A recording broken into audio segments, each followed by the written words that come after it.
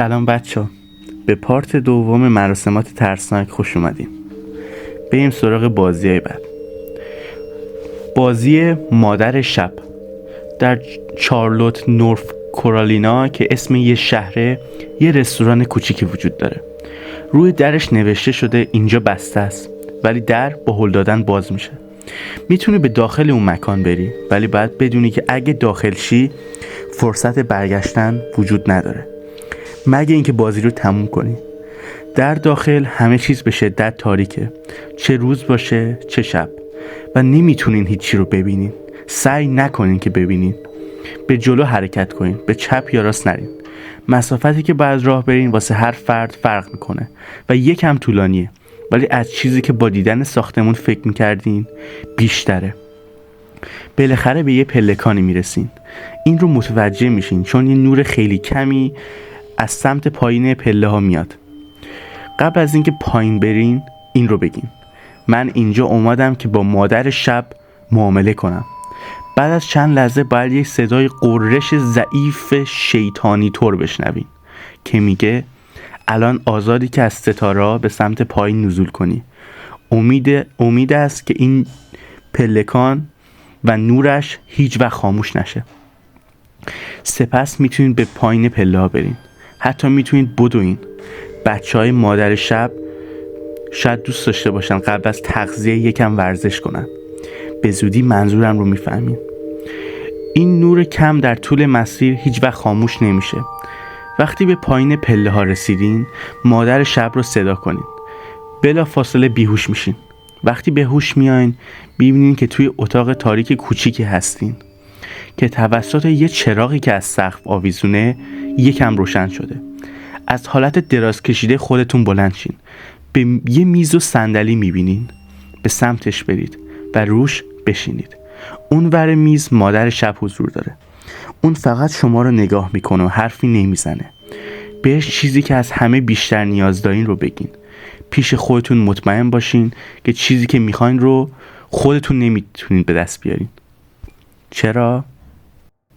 چون که مادر شب هزینه سنگینی بابت برآورده شدن آرزوهاتون میگیره. وقتی آرزوتون رو گفتین اون دستش رو دراز میکنه. کل دستش و بازوش فقط یه استخونه که ازش یه مقدار گوشت آویزونه. چشمتون رو ببندین. بذارین انگشت‌هاش وارد جمجمتون بشه. در اون لحظه صحنه‌های جسد حیوانات تیکه تیکه شده، جنین‌های مرده و همینطور تصاویر جسدهای وحشتناکتری می‌بینین. هر چی که می‌بینین چشماتون رو باز نکنین. بالاخره تصویرها شروع به محو شدن میکنن و دردتون از بین میره و بعدش به یه خواب کوتاه میرین. وقتی که بیدار شدین میبینین که جلوی همون رستورانید، ولی بیرونش. اون موقع میتونین اون مکان رو ترک کنین. وقتی که به خونه رسیدین میفهمین که آرزوتون محقق شده، ولی هر وقت که میخوابین رویای همون اتاقی رو میبینین که توش مادر شب رو ملاقات کردین. تو رویا رو صندلی جلوتون نشسته. بعدش مادر شب بهتون یه عکس نشون میده و وقتی از خواب بیدار شدین در طول روز فرد داخل اون عکس رو میبینین. باید اون رو یه جوری بکشین و گوشت جسدش رو بخورین. مطمئن باشین که رویاتون ارزش این زندگی جدید رو داره، چون از الان به بعد به یکی از بچه‌های مادر شب تبدیل شدین. بازی بعدی بازی نصف شبه. بازی نصف شب یه مراسم قدیمیه که قدیمیان برای مجازات کسی که قوانینشون رو میشکست استفاده میکردن. با وجود این که این روش برای ترسوندن مردم استفاده میشد که ایمان مردم رو به خداهاشون جذب کنن، هنوز احتمال مردنی هم برای کسایی که به اندازه کافی خودشون رو شجاع میدونن و این بازی رو انجام میدن وجود داره. حتی احتمال آسیب روانی بعد از این بازی هم خیلی زیاده. پس به شدت پیشنهاد میشه که سمت این یکی بازی نرین. ولی خب برای کسایی که دنبال هیجانن یا دوست دارن با کله وارد خطرناکترین چیزها بشن، نحوه بازی رو نشون میدیم، ولی ریسکش به گردن خودتونه. باید نزدیک ساعت 12 شب بازی رو شروع کنیم. وگرنه کار نمیکنه. به یه شمع، یه تیکه کاغذ، یه مداد، یه فندک، نمک، یه دره چوبی و چند قطره از خون خودت نیاز داری. اگه بیشتر از یه نفر هستین، هر کدوم از شما باید به صورت جداگانه این وسیله رو داشته باشه.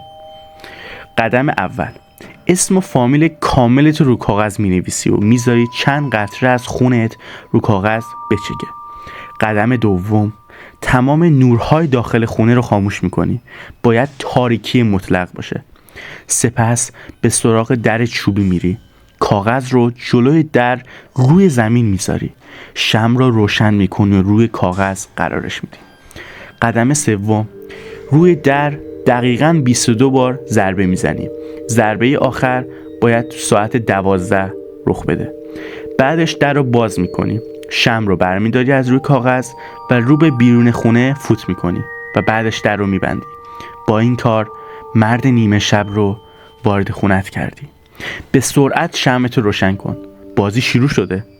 حالا باید تو خونه کاملا تاریک که فقط با شمع توی دستات روشنه حرکت کنی.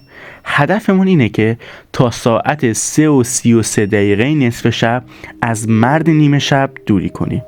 اگه شمع خاموش شد یعنی مرد نیمه شب فوتش کرده، یا اینکه فرصت رسیدن بهت رو به دست آورده. پس سریع سر 10 ثانیه شمع رو روشن میکنی. اگه نتونستی به سرعت دور خودت یه دایره از نمک میریزی و وسطش میشینی. اگه نتونی به موقع این کار رو بکنی، مرد نیمه شب تو رو میگیره، بزرگترین ترس تو بهت نشون میده و بعدش دستش رو داخلت میکنه و تک تک اعضای بدنتو دونه دونه میکنه. در چند ثانیه اولش زنده ای و درد رو حس میکنی، ولی بدن دیگه نمیتونه حرکت کنه، جوری که فلج شده و کم کم مردن خودتو میبینی. اگه تونستی دایره از نمک بکشی، باید تا ساعت 3:33 وسطش بشینی و قبول کنی که بازی رو باختی، ولی خب عوضش زنده میمونی.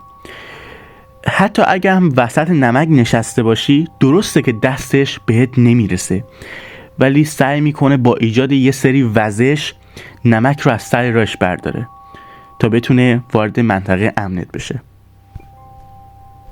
اگه تونستی شمع رو تو کمتر از 10 ثانیه روشن کنی، باید تا همون ساعتی که گفته شد به نقاط مختلف خونه حرکت کنی که بهت نزدیک نشه. اگه دووم آوردی، بازی تموم و برنده شدی. مرد نیمه شب خونه رو ترک میکنه و بعدش همه چی امنه. یه سری نکات اضافه هم وجود داره. نزدیک شدن مرد نیمه شب چند تا علامت داره. قبل از اینکه شمع رو فوت کنه و بیش از حد به نزدیک شه. یکیش کم شدن دمای اتاق به صورت یهوییه، جوری که نفستو میبینی. یا اینکه یه شی سیاه رنگ اندازه آدم که حرکت نمیکنه و از دور بهت زل زده. یا اینکه شنیدن یه صدای خیلی نحیف بدون اینکه بفهمی از کجا داره میاد. اگه یکی از این نشونه ها رو دیدی، سریع اون نقطه رو ترک کن و هیچ کدوم از چراغ‌ها رو وسط بازی روشن نکن. چراغ‌های خونه رو میگم. از چراغ قوه هم نمیتونی استفاده کنی و حتی نمیتونی وسط بازی بخوابی. از خونه یه نفر دیگه هم نمیتونی برای شروع بازی استفاده کنی. یا به جای شمع فندک رو روشن نگه داری که گولش بزنی. با این کارها مرد نیمه شب عصبانی میشه، چون در واقع داری به قوانینش بی‌احترامی میکنی. پس شرایط بازی رو سخت‌تر میکنه. حتی بعد از اینکه بازی تموم شد، اون همیشه همراهتون هست، ولی دیگه قصد کشتنتون رو نداره، ولی ترسشو براتون برمغان میاره.